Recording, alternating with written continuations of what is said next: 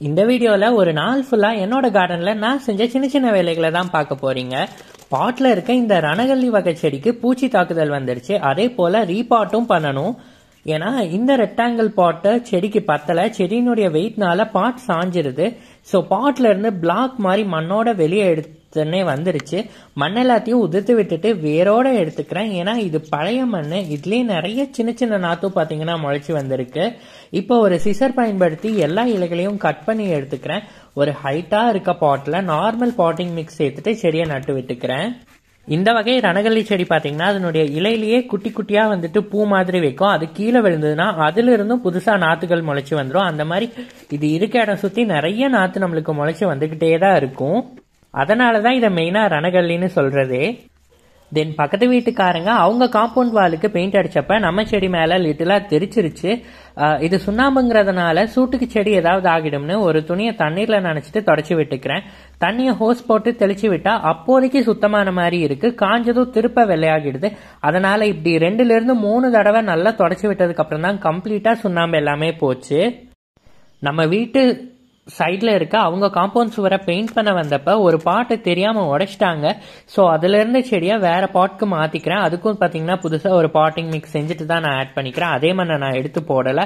இது பாத்தீங்கன்னா வயலட் கலர்ல ரொம்ப அழகா பூ வைக்கும். நம்ம செடிகளுக்கெல்லாம் நிலக்கடலை புண்ணாக்கு உரமா கொடுத்தா ரொம்ப நல்லதுன்னு சொன்னாங்கன்னு வாங்கிட்டு வந்தேன். அதுக்கப்புறம் அதை அப்படியே மறந்துட்டேன். இப்பதான் கிளீன் பண்ணும்போது கிடைச்சது. எல்லாத்துக்கும் மேலேயும் மெல்லிசா வெள்ளையா ஒரு லேயர் ஃபங்கஸ் வந்திருக்கு. வாங்கி பல காலம் ஆனதுனால சத்து கம்மியா தான் இருக்கும். ஸோ வேஸ்ட் பண்ணக்கூடாது அப்படி இருந்தோம் அப்படிங்கறதுனால தண்ணீர்ல ஊற வச்சுட்டேன். தென் நம்ம டேபிள் ரோஸ் கேர் வீடியோல சொன்ன மாதிரி பாட்ல வளர்றதை விட டைரக்ட் சாயில்ல தான் டேபிள் ரோஸ் சூப்பரா வளர்ந்து வரும். ஸோ ஒரு 10-12 பாட்ல இருக்க டிஃப்ரெண்ட் கலர் டேபிள் ரோஸ் செடிகளை டைரக்ட் சாயில்ல நடலாம்னு முடிவு பண்ணிட்டேன். இதை இந்த கார்டன் பெட்ல தான் நட போறேன். செடி நடுறதுக்கு முன்னாடி மண்ணை நல்லா கிளறி விட்டுட்டு உரம், கோகோபீட், நிலக்கடலையினுடைய ஓடு, பூச்சி, அதுக்கப்புறமா எறும்பு தடுக்கிற மருந்து எல்லாத்தையும் சேர்த்து கலந்து விட்டுட்டு பாத்தி மாதிரி நடுவுல பள்ளம் வச்சுக்கிறேன். ஒரு பாட்லையும் பக்கவாட்டில் அழுத்தி கொடுத்தா அழகா கேக் போல வந்துடும். எல்லாத்தையும் வரிசையா நட்டு விட்டுட்டு மண் அணைச்சு கொடுத்துட்டு தண்ணீர் ஊத்தி விட்டுட்டேன். அடுத்ததா இப்ப கிருஷ்ணகமலம் செடியை நடுறதுக்காக கடப்பாரை பயன்படுத்தி குழி தோண்டி மண்ணை இலக்கப்படுத்திக்கிறேன்.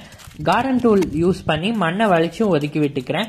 இது ஒரு 10 நாத்தாவது இருக்கும். பழத்துல இருந்து விதையை எடுத்து காய வச்சு போட்டது. ஸோ இது எல்லாத்தையுமே ஒன்னா ரூட்டை டேமேஜ் பண்ணிடாம வெளியே எடுத்துட்டு எல்லாத்தையும் ஒன்னா நட்டு விட்டுக்கிறேன். இவ்வளோ நாத்துக்களை ஒன்னா நடக்கூடாதுதான், ஆனா பக்கத்துல 2 மரம் இருக்கிறதுனால அப்படியே கொடி பிடிச்சு வளர்ந்துரும் அப்படின்னு சொல்லிட்டு ஒன்னாவே நான் நட்டு விட்டுட்டேன்.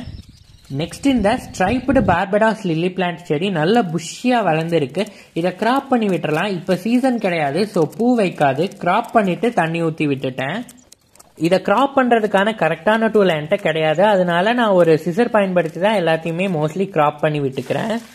தென் அப்பா 3 ஸ்ட்ரைப்டு பார்படாஸ் லில்லி பிளான்ட் தந்தாரு. என்ன கலர்னு தெரியாதுன்னு சொன்னாரு. ஒரு கிழங்க பாருங்க எந்த அளவு அடியாகி கட் ஆகி இருக்குன்னு.